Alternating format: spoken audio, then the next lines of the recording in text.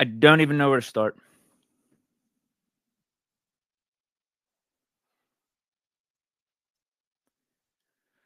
Truly at a loss for words right now. Absolutely at a loss for words.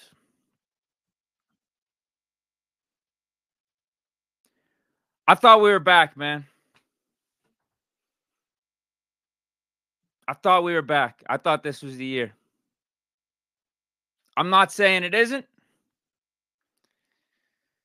but we got to get some things together, man. We got to get a lot of things together. Everything we talked about this offseason about this Steelers team and being potentially Super Bowl contenders, it's playing out differently thus far this regular season. It's playing out very, very differently. Levi Wallace had a career year last year, 4 interceptions. He's getting consistently cooked left and right. Pat P, gassing left in the tank. It might be on E, actually. It might be on E. I thought he was at least at half full. Might be on E. That Nico Collins catch at the end of the game, that was a dagger. I don't know what Tomlin's doing. Going for it on that 4th and 1. All we got to do is kick a field goal. The one time I ever wanted our offense to just kick a field goal was that moment, 4th and 1. Would have been a 51-yarder for Boz. He's hit everything money all year. He wasn't missing that. It would have kept the momentum going. Defense came out from halftime, lights out. TJ Watt was on fire. Alex Highsmith hit CJ Stroud. 2 3-and-outs for the Texans. We get the ball. We actually move the ball on offense. Just kick the field goal. It was a 2-score game at the point. It was 4th and 1. We get into shotgun. I don't know. Why don't we have that Eagles QB sneak in our repertoire? Why is that not in our resume? What do they call it? The tush push? Why couldn't we just done that on 4th and 1? If we were to have gone for it, we should have just kicked the field goal. Would have made it a 1-score game. Would have made it so the Texans would have had to keep executing on offense. Would have kept the momentum going. But nope, we gave the momentum right back to the Texans there. Offense, I mean, I just talked about Levi Wallace, Pat P. Defense, defense as a whole. Giving up all the rushing yards. Damian Pierce looking like Bo Jackson in his prime out there. CJ Stroud looking calm and cool for about 75 to 80% of the game. Like he wasn't a rookie, like he was a savvy veteran out there. But back to the offense. I just wanted to finish up on the defense. Anything else on the defense? No, secondary bad. Run stopping, atrocious. And then, talked about Tomlin, coaching, offense. It just feels like a toxic relationship at this point. It's back and forth. Ever since Canada got here, really, ever since he got here. Now, he should have never been hired here to begin with for Big Ben's final season. That was never a good match. But how many times did Big Ben bail Canada out and that broken offense and his broken play calling in his final season with all those game-winning drives? So there was that. And then Steelers organization, the fake fans, ran 7 out of town. Hashtag the sabotage. Again, if you know, you know. So Canada gets a second year. And what did we see last year?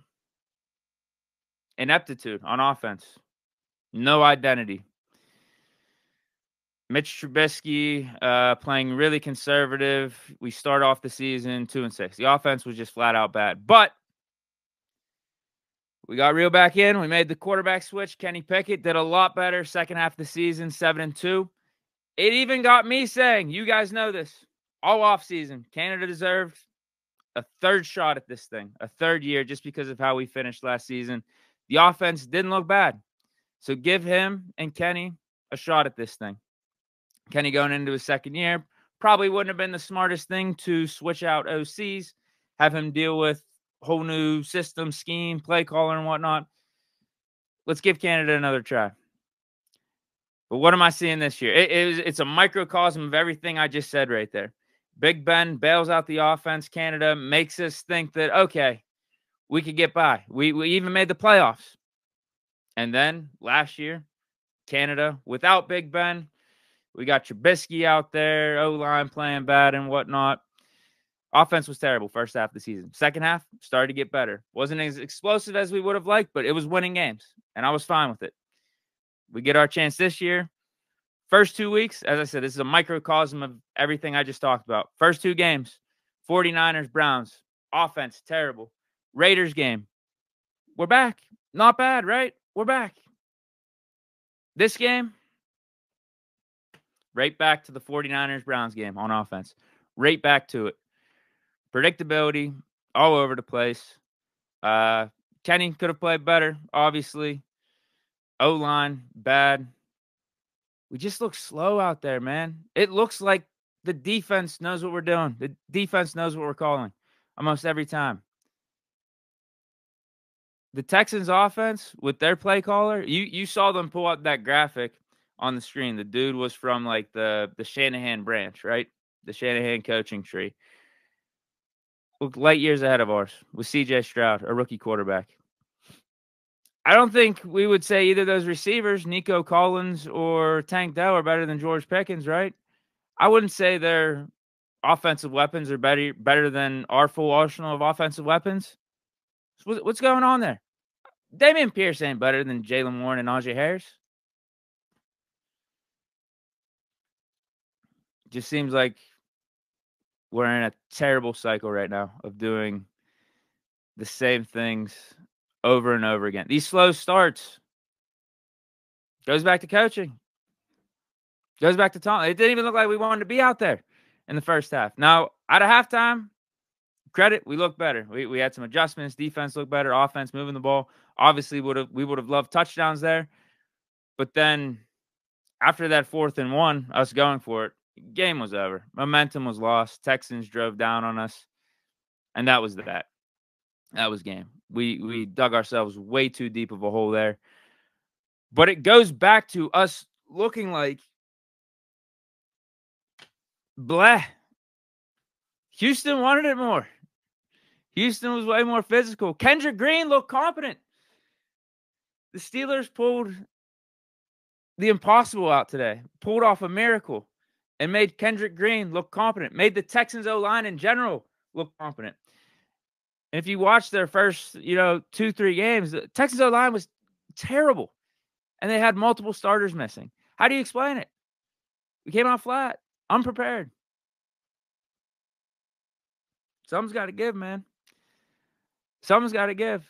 I know Canada's the easy scapegoat. It's not on him. It's not. But what have we been talking about with this offense? Who's been the consistent guy over these last 3 years and are just lackluster performances? It's been Matt Canada. It's been Matt Canada. And Big Ben ain't around anymore to bail him out. Wasn't Seven's fault. Wasn't Seven's fault, man. The crazy part of all this, we're going to beat the Ravens next week and be 3-2. And then that will be, I believe that'll be on top of the AFC North because the Bengals just got shellacked today. We would have the tiebreaker over the Browns if they win next week and become 3-2. And then we'd have the tiebreaker over the Ravens. Home game against the Ravens. We're going to be 3-2 next week, top of the AFC North. That's the crazy part about all this right now. We just lost 30-6 to the Houston Texans. Are we chalking this up to a Tomlin loss? Just a Tomlin loss. Is this going to be the outlier for the season? Or is this like, is this what we can expect? Is this it? Is this life after 7?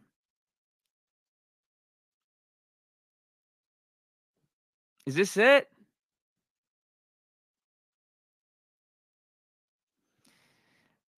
I refuse to believe that because, again, I think we're going to be 3-2. I hope it gets better, but this goes back to the stream after the Browns game, man.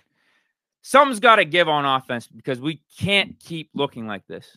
The defense was terrible too. I mean, this goes back to the 49ers game. Really, like awful in all facets of the game outside of Boswell, really. I guess Brad Wing wasn't terrible. Give him props for his first NFL game in what, 6 years? Held the snaps down right for Boss. Can't take that for granted.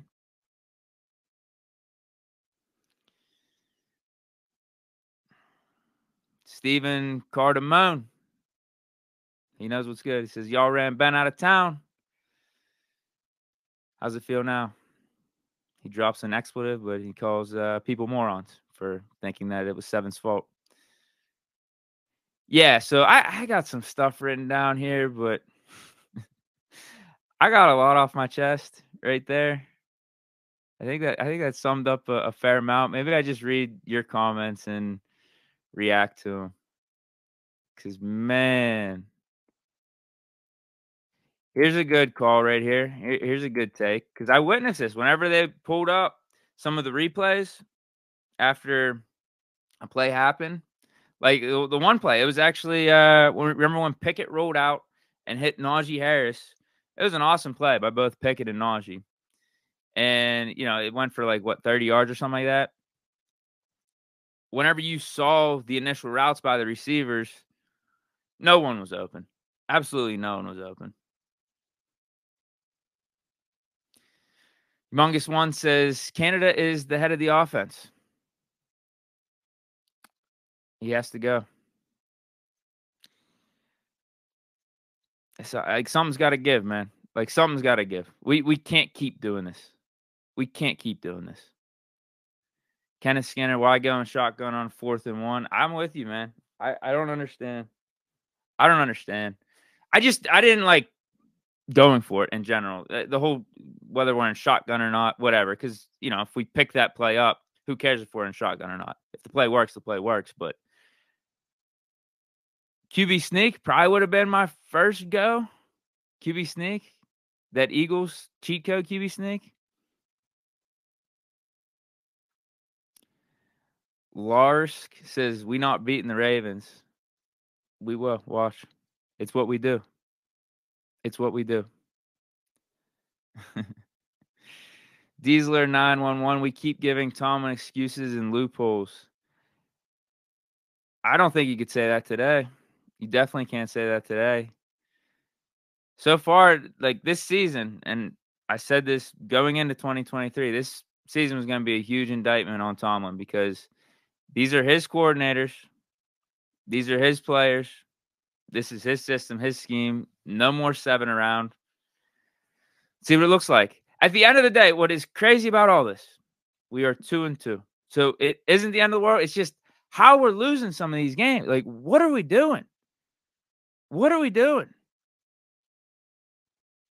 Like, it could have been at least a little different. Maybe we would have felt a little different if we would have had a full comeback in the second half, right? Full comeback, comes down to the wire, maybe goes to overtime. We could at least say, man, we respect that fight.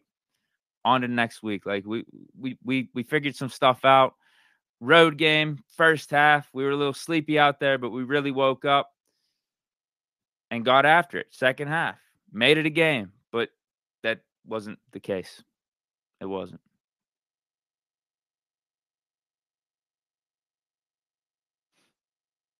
GO99M6Z, all around a fail. 29, Levi Wallace got burnt the entire game by multiple receivers. Yeah, why does it seem like a receiver gets a huge chunk play, Levi Wallace is around? JPJ just needs to be seeing the field more. The only bad play JPJ had out there today was he missed that tackle. Minka missed the tackle first. It was a little pass across the center of the field. JPJ, it was a weak attempt of a tackle. And the dude was able to get, 5, 10, 12 extra yards. Outside of that, I don't really see JPJ make many negative plays when he's out there. The one last week, a slant across the middle to Devontae Adams, you could live with that. But he also had a really nice play on Devontae Adams. Outside of that, you don't really hear from him too much, which is a good thing when you're a cornerback. It's better than seeing Pat P get cooked at the end of the game by Nico Collins or Levi Wallace being around every open receiver for the Texans. I think Broderick didn't look bad. I didn't watch him too closely, but I liked what I saw. I liked what I saw after rewatch it, but it seemed like our running game got a lot better in the second half when Broderick Jones was out there. Seemed like we were moving the ball better when Broderick Jones was out there. I don't know if it's a coincidence or not, but I'll have to, like I said, look into it a little bit more. Yeah, a lot of Fire Canada comments in here. We'll see at the bye. We'll see how we look against the Ravens or whatnot. Will it happen? Again, doubtful. The problem is too, it's not all on Canada, but he's been the dude at the head of this offensive ship the last 3 years, and it has been very, very subpar as a whole. So what are we holding back for? This dude doesn't have an amazing track record as a college coordinator, being successful there. Doesn't have any track record of being a successful NFL coordinator. So what's given right now? What's going on? No. G call 35. No. Hashtag start Rudolph. Yeah, that'll be an interesting thing next. I guess we got to just see the injury report with Kenny. The knee, it looked bad. It got like twisted up. I don't know what it is. Has anyone had any other reports on it? Yeah, if he's not good to go, obviously we're gonna have to start Mitch next week. If Kenny's good to go, you stick with him. You do stick with him. Yeah. It's not like Mitch was lights out there either. Although, I'll tell you what, man, there were a couple passes, and one of them came from Mitch at the end of the game. It was like a slant to Pickens. Just feels like Pickens should be catching a couple more. You know what I mean? He usually does. I'm not saying these are the easiest of catches, but Pickens' reputation is like, man, he's just going to snatch anything out of the air. You just throw it his way. Even if he is covered, he's going to catch it. And that just hasn't been the case. Not only this game, a couple games this season. CJanks23 says, Mitch almost got picked right off. Yeah. That was just a bad decision. He was throwing it up to Pickens to try to make a play. Backup Mitch, I'm telling you, backup Mitch, you don't know what you're getting with him. He's going to go out there as a gunslinger. That's one thing I respect, but sometimes it'll end up in 3 picks like it did last year against the Ravens, which cost us a chance at the playoffs. But I do like backup Mitch, how he's out there in a dark visor. Doesn't really have a care in the world, almost like he just smoked a cigarette on the bench. He's playing loose. Hopefully he could rein it in. If he does play this week, hopefully he could rein it in. It looks more like the Panthers game last week, because that was a good game by him last year against Carolina. JJ200 says, Kenny sucks, Deke. I hope you can be honest. Nah, it's not on him. He could be playing better. It's just a mess. I think the offense is just a mess, man. It's just a mess as a whole. Like, receivers aren't getting open. O-line is shaky. I'll give credit to Najee. You know who I'm going to give credit to for today on the whole offensive side? If you're going to give credit to one person or have some type of silver lining, give a thumbs up, give a positive report card, I'll say Najee Harris. I don't know if that means I got to pull out the apology form for him, but he looked good. At this point, though, does it matter? I remember we've been having the whole conversation of like who should be RB1 between Jaylen Warren and Najee Harris. Today, it felt like that didn't matter at all. Whoever was out there, we're still getting the same old style of offense, it felt like, no matter what, between Jaylen Warren or Najee Harris. JDub238 says Warren still needs to be starting. Agreed. If I had it my way, I still think you have Warren out there more than Najee. I'm with you on that. If I had a solution for this offense right now, it would be the same thing I've been saying. Spread it out more, man. Like, let's stop. Let's stop just wasting plays and getting a couple yards a pop or even losing yards and then getting to 2nd and 14 and trying to get back on schedule or try to make a big play like Kenny did with the interception. I don't even blame him for the pick. I'm not saying it was a good decision or anything. People are blaming the throw. I didn't even think the throw was bad. I think it was more about the decision. He was just like, it's 2nd and 15. F it. You know what? I'm just going to chuck it down there. This play worked last time. The problem is the Texans defense read it a lot better than the Raiders defense did last week. And Calvin Austin is what, 5'7.5". We needed a guy like Claypool out there, but Claypool probably would have done the same thing as Calvin Austin. Claypool would have fallen away from it, and the Texans safety would have, or no, it wasn't a safety. That was Steven Nelson. Steven Nelson would have got the pick anyway. But you know what I'm saying, like that body type, a Claypool or a Pickens. That's where you throw that type of pass to. Calvin Austin on Steven Nelson, a little bit of a mismatch with the height. And people are saying he underthrew it. Calvin Austin had the position. If he would have thrown it further down the field, there was a safety coming across from the other side. So I don't think that would have worked out. I think Pickett threw it in a decent place. I just don't think it was that good of a decision.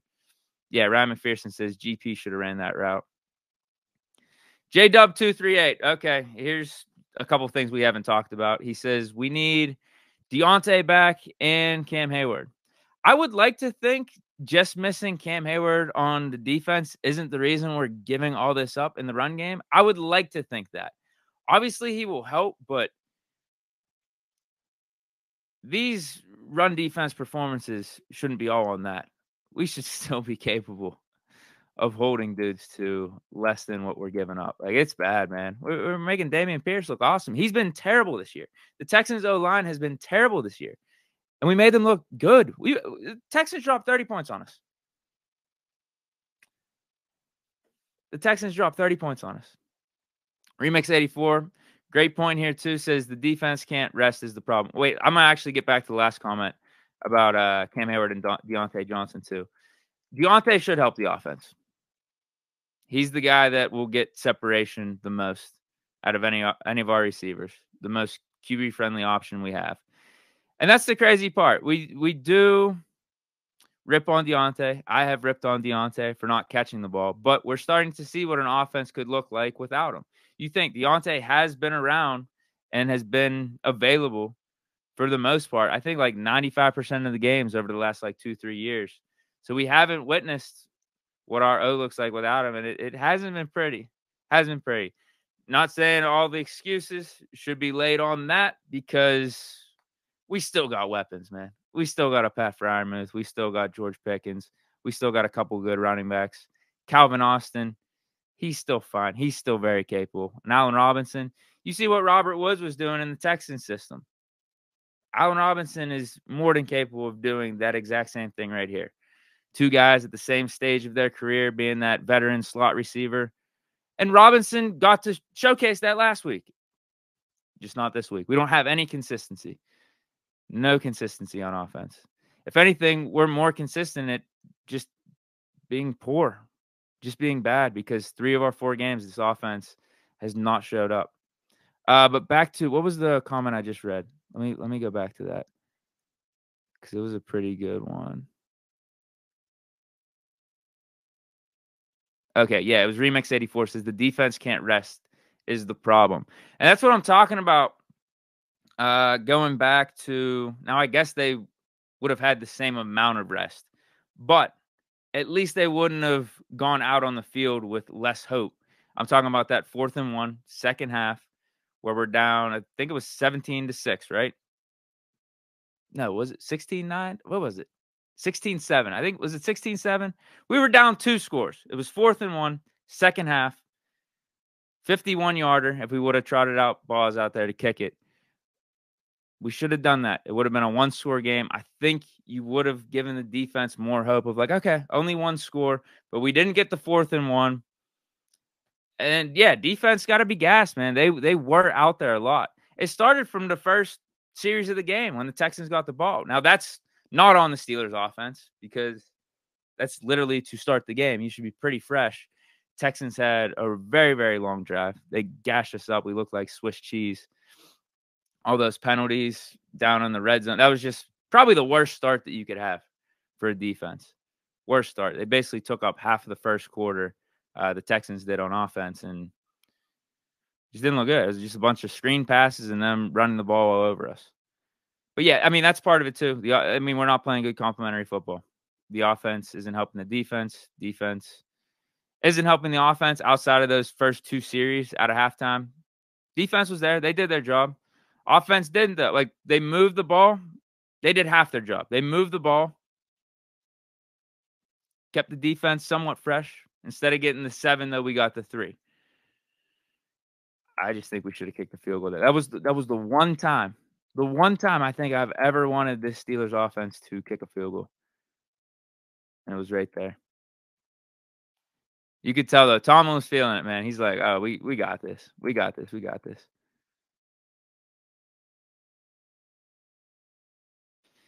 G-Call 35, why do we always have one wide receiver that destroys us? Ayuk, Cooper, Adams, and now Collins. What gives?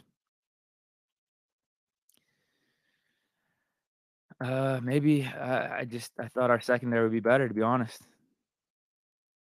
Up to this point, I thought our secondary would be better. Pat P, I know he's older, but still had, 5 picks last year. Levi Wallace, late 20s, coming off a career year in 2022. Drafted JPJ. Now, I do want to see him out there more. You got Minka Fitzpatrick, best safety in the league. DeMonte Casey was making plays for us last year. We bring in a Keanu Neal, former Pro Bowler. It just hasn't been there, man, just to be honest with you. Secondary and O-line, I think, are our 2 weakest links on defense and offense. Yeah, maybe I'm just thinking maybe our secondary isn't as good as I thought. That's unfortunate. That's unfortunate. Caleb Coffin says, Shirtan. Did the Broncos win? Because I saw that score was crazy. Bears were smoking them, but the Broncos came back 28-28. The Broncos keep losing. Maybe Shirtan will be available. But if they won today and they start winning the next couple, it'll probably be less likely.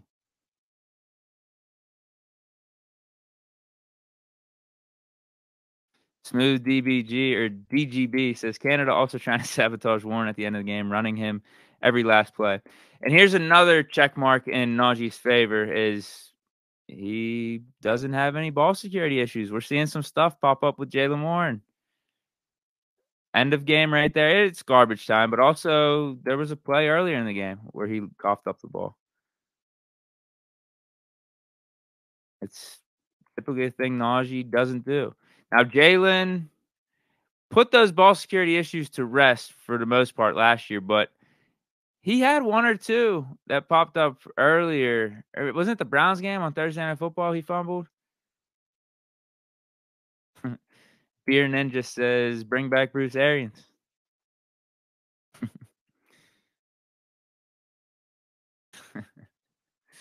That's not happening. He's retired. Bruce Arians is retired. Merrill Hodge for OC. Yeah, Warren fumbled twice today. JJ200 says, Najee don't fumble. Warren ain't ready.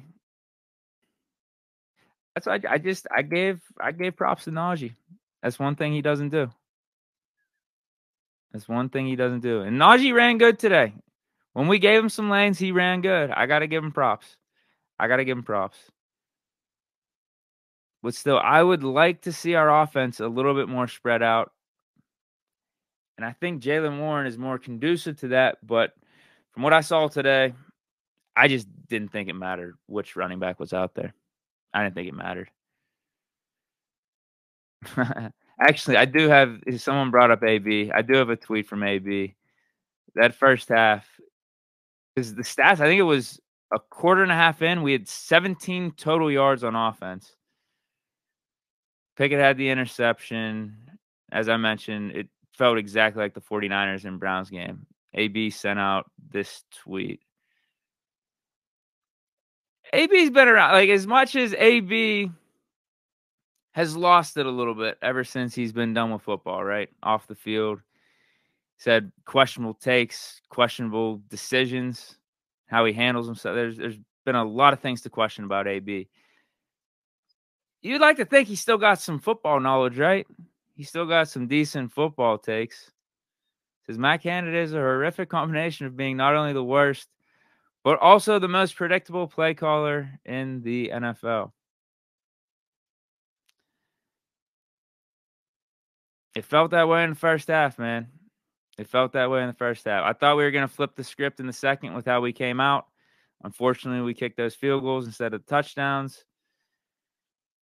And then it just got right back to what we were doing in the first half for the most part. Kenny got hurt. Mitch got in there. Defense couldn't stop a nosebleed. That was game. We just dug ourselves way too deep of a hole. Way too deep of a hole. I'm going to read a few more here, then I'll probably sign off. And then we'll be back tomorrow. We'll get in more in depth about some stuff. We'll go over grades for individual players and whatnot, go over winners and losers like we have been doing. So probably more in depth on like Broderick Jones, JPJ, talk Pickett more, Pickens, some of the guys on defense. See, this isn't happening. Ginsburg, 1988 says, AB also tweeted he wanted to be the OC. Yeah, that's not happening. That's not happening. Although, if AB was the OC, would that just mean Kenny can run the offense? Because I'm sure AB, it would just be like he'd do a series, then he'd tap out and go do something else, right?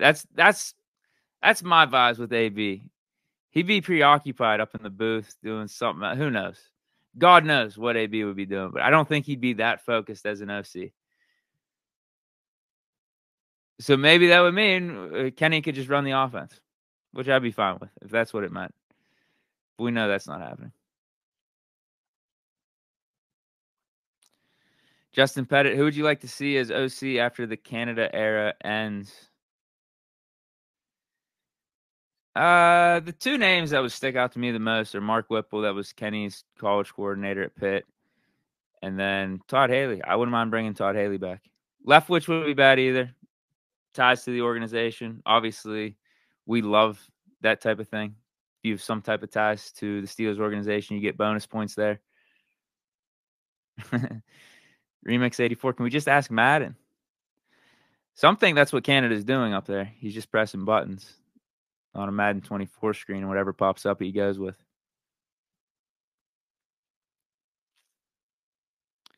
T Cyclone 51 says, when do the Steelers press conferences go live? I just saw Tomlin on the TV screen. He was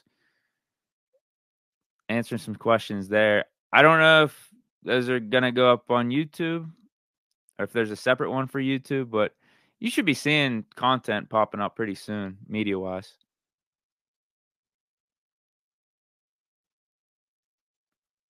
Wait, what is this? Ryman Fierce says, I swear AB copied and pasted from a reporter. I saw it on X. Oh, he just copied and pasted? Oh.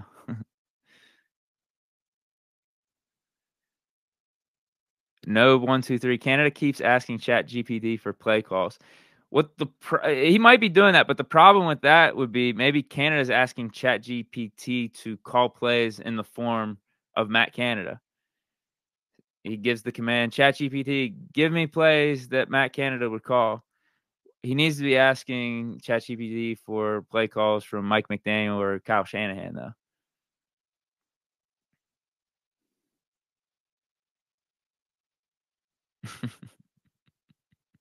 Yeah, people are calling for the AI right now. X Concepts, Deke, we need AI for OC, artificial intelligence.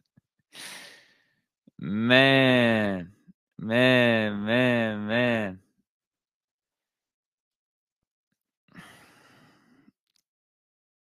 Ugly game. Just leaves a terrible taste in your mouth for the rest of Sunday. But what's crazy is, I'm telling you, we're back tomorrow.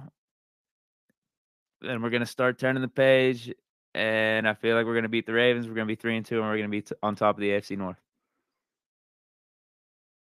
But it goes back to, we need to get the fullest potential out of this offense. We need to get the fullest potential out of this team. And It ain't looking like it's it for Matt Canada. Things looked a lot better last week. I thought that was gonna be a pivotal point in this season. It was gonna be an X factor. Everyone was gonna be turning the page. Kenny was gonna be getting better. Canada was gonna start getting better with the play calls. Took another step back. Right back to square one, it seems. That's unfortunate. Something's gotta give, man. Like, something's gotta give. Is it gonna happen? I mean, if you're betting money right now, what are you saying? Is anything gonna happen? Probably not. Probably not. Probably not. No. And then I keep talking about maybe something happens after the bye, but then if we're 3-2 at the bye and we look a little better next week, we're on top of the AFC North. That doesn't seem like the Mike Tomlin or the Steeler way to jump ship off that. We'll wait and see, man. We'll wait and see. That's it for today's show. Big shout out to you guys for stopping by. We still here. We still here. Steeler Nation, man. We still here. Here we go, Steelers. It was a bad one. And it's just we're getting too much of the same over the last several years with this offense. We got to be hitting a breaking point soon. Most would say we've already hit the breaking point. I'm about there. If we fire Canada tomorrow, I'm not opposed. Not opposed at all. But all right. Shout out to you guys for tuning in. I'll see you tomorrow. I think I'm hopping on like midday. I'll let you for sure know what time. But yeah, we'll go over this game a little bit more in depth. I'll do a rewatch of it and whatnot. And we'll go from there. So stay chilling. Peace out. Shout out Bleach Report. And here we go, Steelers. Peace.